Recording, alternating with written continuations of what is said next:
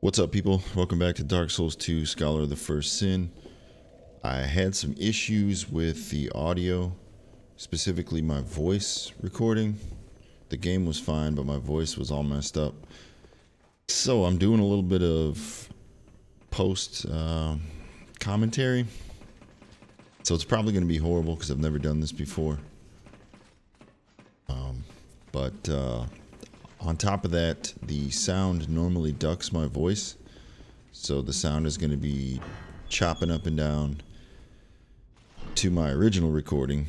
So this video is not going to be the greatest, but it's all I have right now. And I can't go back and redo it. So we're stuck. You can see where we're at here. We came up the ladder. And what we have to do is we have to get this giant to turn that crank. But none of those statues come to life, so what we need to do is we actually need to lure these two guys in here so that we can get him to come to life and turn that. That will switch on the elevator, and then we can access a room up top. You want to be a little bit careful when you're messing with those guys, because they can, if they both launch their combination, they can kind of stun lock you and kill you pretty quickly, even though the bonfire's right there. Kind of the neat thing about this little run here is there's some different stuff, but really it's not a big deal because the bonfire is just stone's throw. So you can see the elevator there coming down.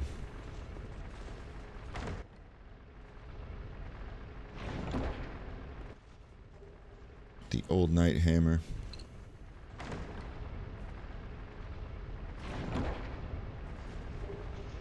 Okay, this chime and soul greatsword.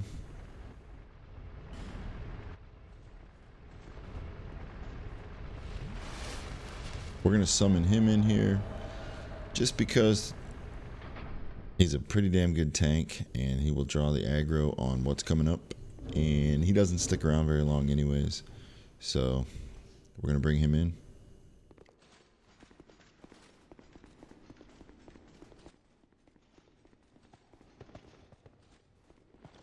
See an old familiar face. By now you are completely witnessing a pattern in Dark Souls 2 where they tend to like to reuse bosses, which in my opinion really hurts the game overall. Just kind of cheapens everything, especially when, you know, it's like the 4th or 5th or 6th, whatever, enemy type, boss type that they've reused later in the game. I think it works sometimes, like in Dark Souls 1 where they did it just a couple times or for a specific area, but there really seems to be no rhyme or reason why Dark Souls does that. Dark Souls 2, excuse me.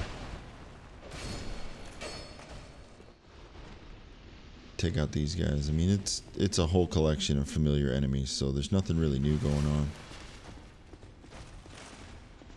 We know how to beat these guys. We've done it time and time again.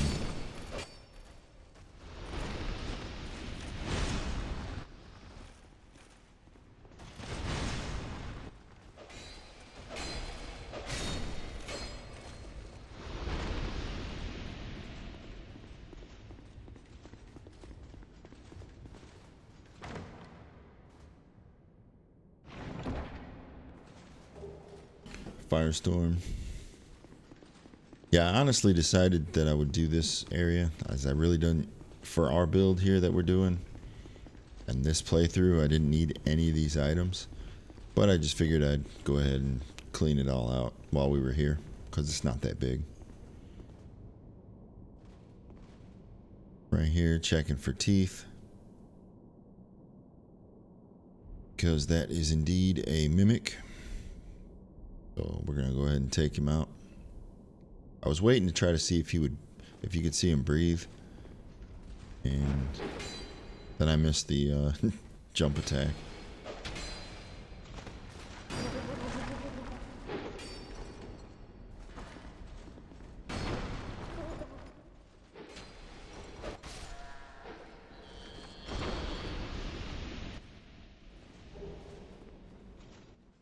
Washing pole and petrified dragon bone.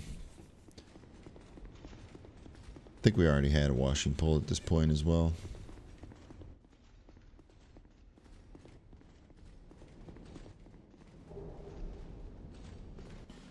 Gower's Ring of Protection is pretty cool. It actually protects you from backstabs. But not only that, it puts a pretty cool looking like spirit on your back. Can be a cool ring if you're just going for like some fashion too, and not even really worried about backstabs. Which really honestly isn't even a thing unless you're playing multiplayer.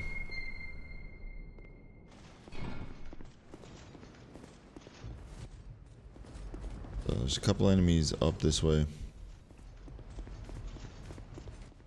But I chose to go in here first, thinking that I could open up the shortcut back to the bonfire. However, the desert sorceresses had other plans.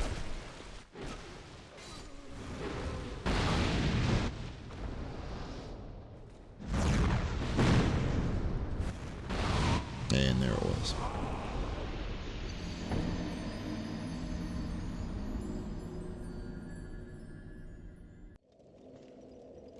Yeah, so that can be a dangerous room just because their pyromancies, well, first of all, they hit really hard, but second of all, they can reach anywhere in there. So you definitely want to run in and kill them as fast as possible.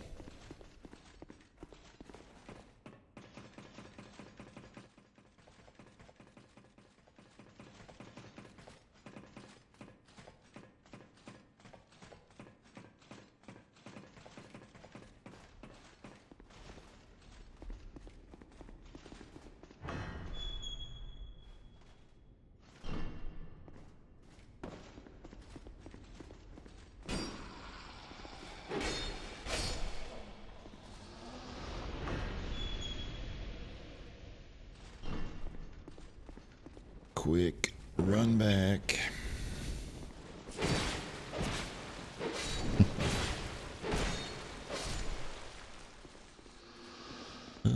So I'm hoping this comes out alright, because I don't even have any way of listening to it right now as I go through, because my headset's actually, for some reason, it's delayed, so I couldn't wear it and listen to what I sound like as we're going through this, because it just kept, I would talk and then I would hear myself and then I couldn't really figure out what was going on. So just rolling the dice here.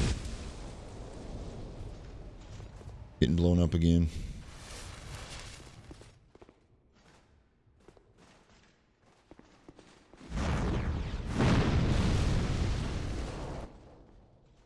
Just gotta run in to go for it.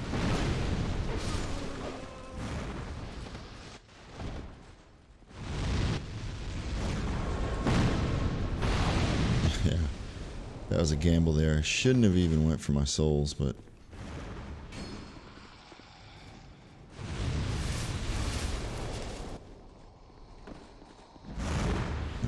that's the move you're looking for, because when they do that move, you can definitely get in on them and get the kill. I tried to be comical, but I forgot that the you don't get like the bikini top, you get a different top, so it wasn't that funny.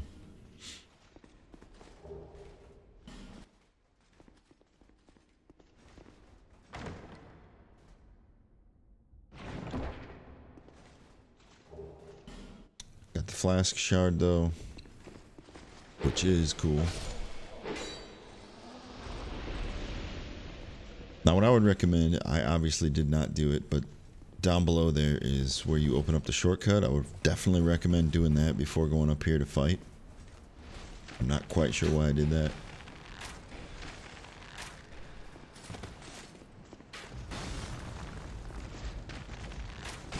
You can see we got a whole collection of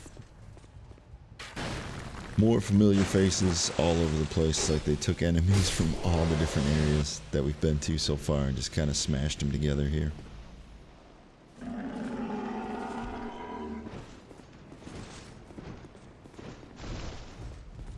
Another boss fight reused.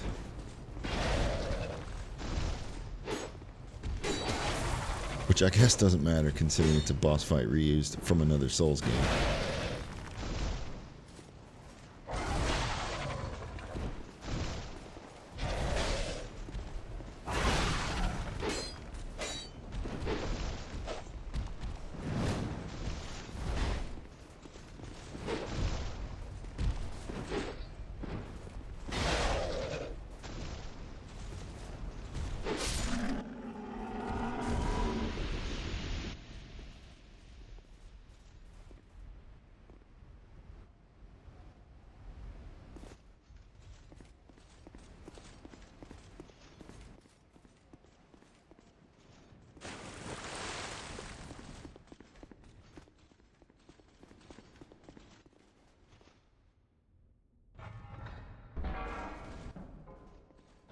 Honestly thought about just uploading the video with no commentary at all because I really didn't feel like doing this.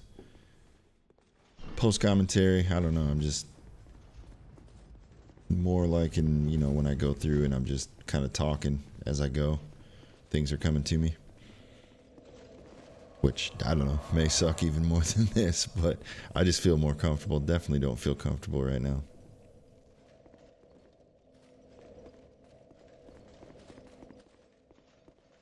Alright, so now we got all that open, and we got the shortcut and the shard.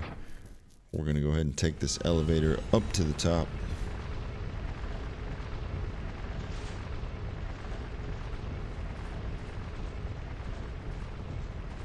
As I do the classic Souls shield dance.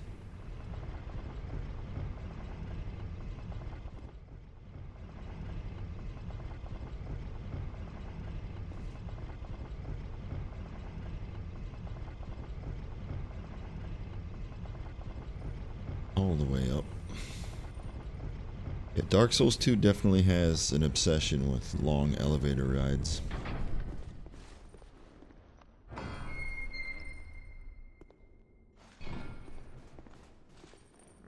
When we come in here, there's actually a key that fits in that guy's face, which we'll be getting a little bit later.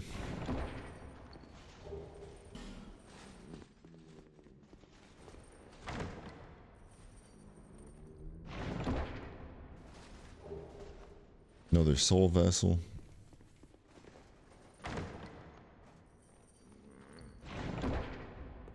And this is what we need, the key to the King's Passage. That's what we need, the item, the key, so that we can fight the boss.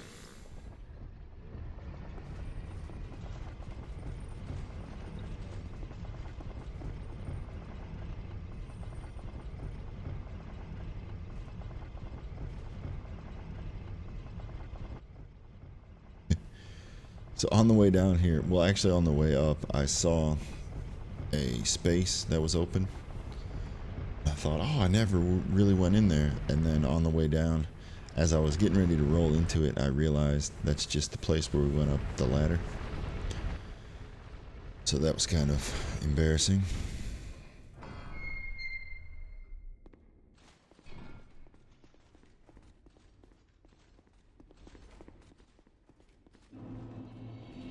Alright, so the King's Passage looks like a nice little run to a boss fog.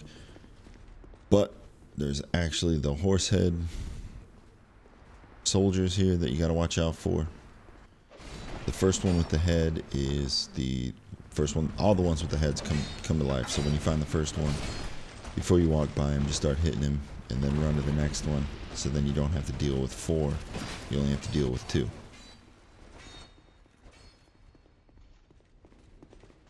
They generally won't follow you too far down this hallway, so if you want to run back here, try to spread them out. I feel like I was thinking about it. They're not too bad, especially one-on-one.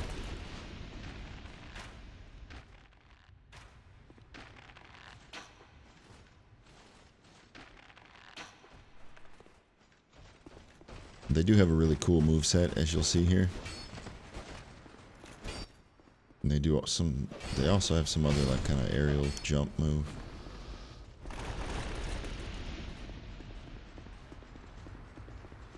Alright, so once you take them out, there are a few items here. Life gem, not that big of a deal there, but Soul of a Proud Knight, and some Twinkling Titanite. Definitely good stuff. And Petrified Something. Alright, so this is our second summon for Benhart. You also have the, I believe that's Ashen Knight Void. Don't worry about that guy. But we're definitely going to bring in Benhart.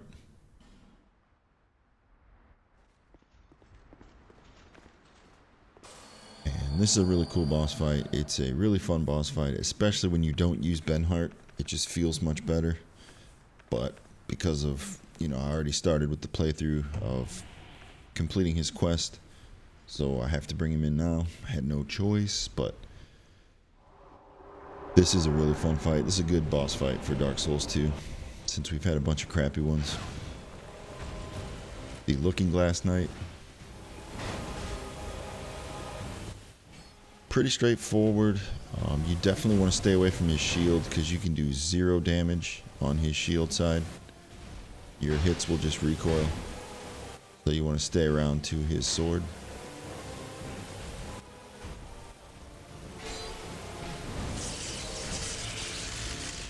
You can see Benhart back there swinging away at him. It typically takes him a while to change his focus. So he's still all about hitting me. Which is good, because this is a fight where Benhart can die pretty easy if you're not doing good enough damage, which we're actually doing pretty good damage, so.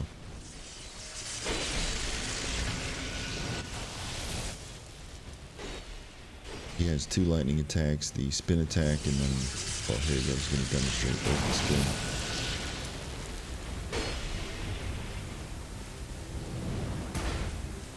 When he slams his shield down, he's actually going to produce a soldier to fight alongside of him. It was pretty cool. If you were an invader in this area back in the day, you could actually be summoned in to fight alongside the Looking Glass Knight, which was really cool. I never got a chance to do that, but I never had to fight anybody either. But it was still a really good idea. You can see Benhart was fine a second ago, and now he's all of a sudden he's already at half health.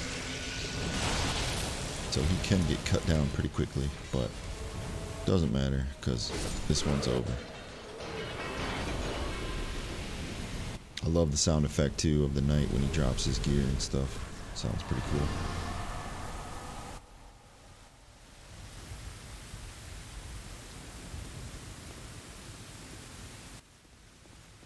Great boss arena as well. Didn't even comment on that. Alright, before you hit that elevator, come around and grab this chest.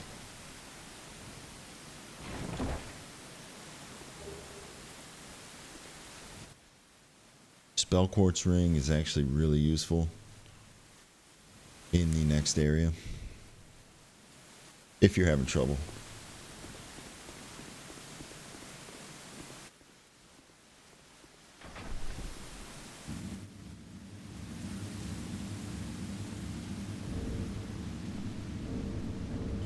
Once again, another really long elevator ride.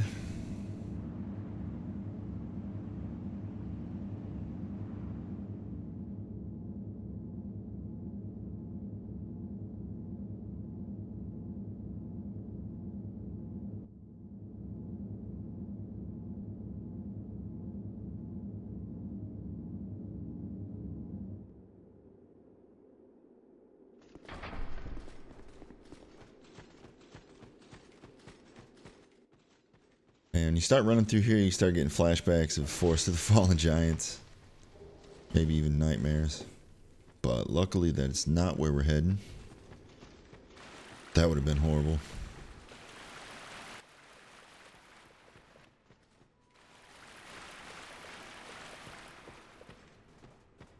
Alright, here is the next bonfire at Shrine of Amana.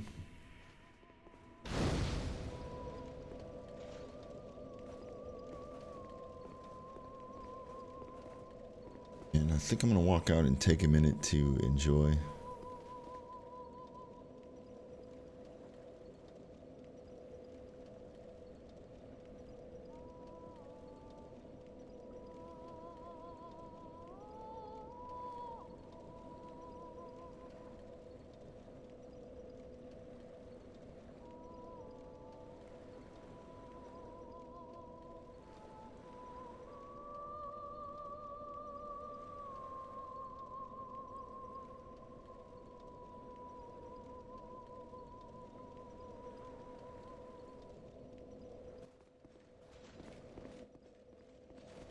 All right.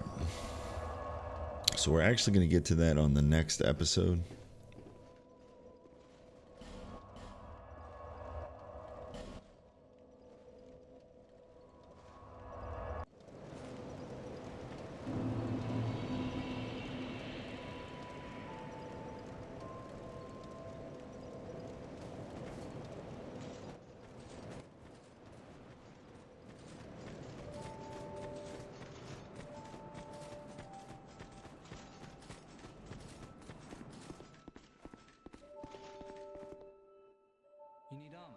Quick run over to Mullen because he now sells the Looking Glass set.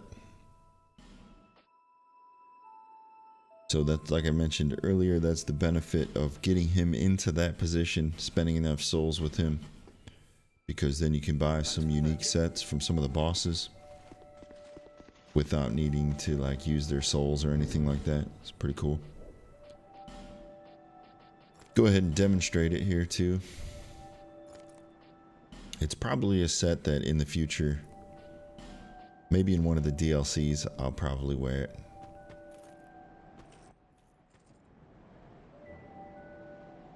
It is pretty cool. And you can actually get the sword and shield as well. Which the sword is actually really good. And by the way, the sword does the lightning attack at the cost of durability.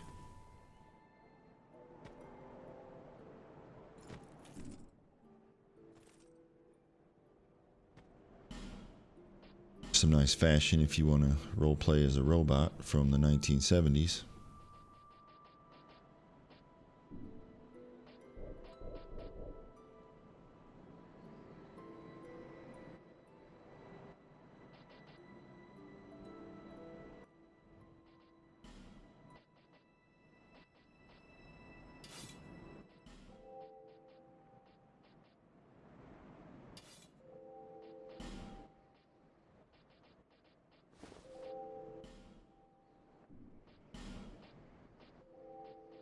Alright, so what I'm doing here is I'm throwing on my best farming gear that I have so far. So every item, the jester helm, the tattered whatever it is, I wasn't even, forget what it's called, but that piece right there on the chest, and the jester's gloves all give souls and item discovery.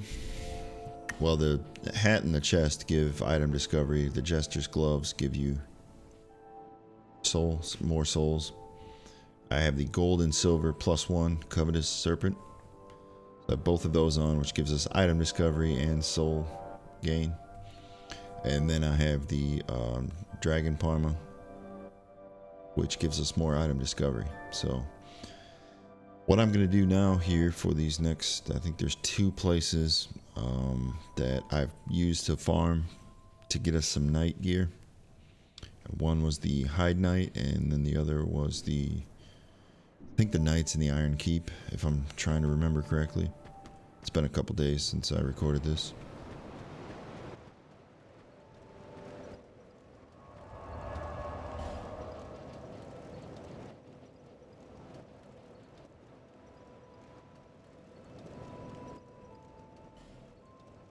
Yep, go on.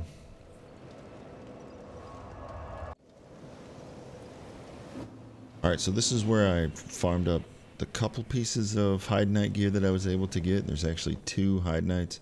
So right where I'm standing, you'll fight one of those old knights. And then right there where I was looking, and then back this way, are 2 Hide Knights.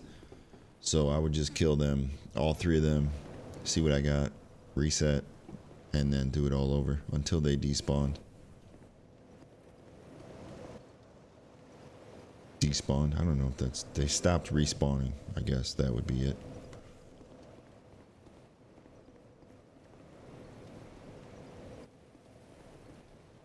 You can also, if you're farming, you can use the one of the bonfire aesthetics, which I think I'm going to show. I'm actually going to demonstrate that at a very specific area for the first time because that's really where I use it. Everywhere else, I tend to not use those until New Game Plus. I don't know why. It's just the old habit that I have. So that's pretty much it for this area. You can go to the other bonfire right there where we fought the Dragon Rider and farm another one if you really want to.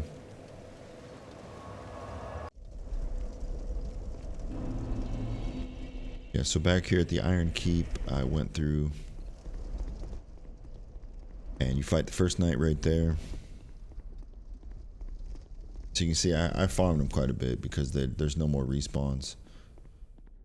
Except for in here, I think a couple of them are still running around. Yeah, that guy. So this would be the second night of the run.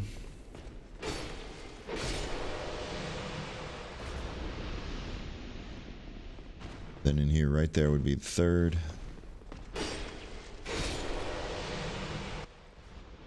Fourth.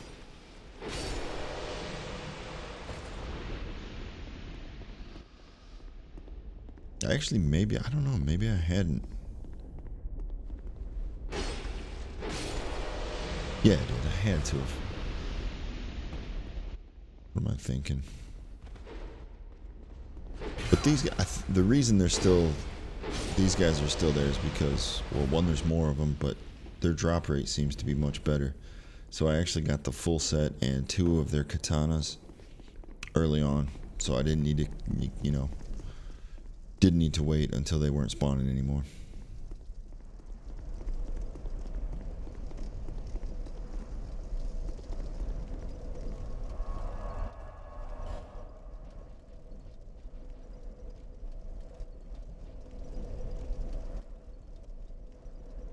And I think that is pretty much it. I think I go to Dranglet Castle because I was going to farm for the night set there and the ruin set. So I think that's where I actually end the episode. On the next episode, we're going to be in the Shrine of Amana. I do apologize for the horrible post commentary, but I didn't really have time to write a script or anything. So I just kind of threw it together. Hopefully it's not too bad, but I will see you on the next episode.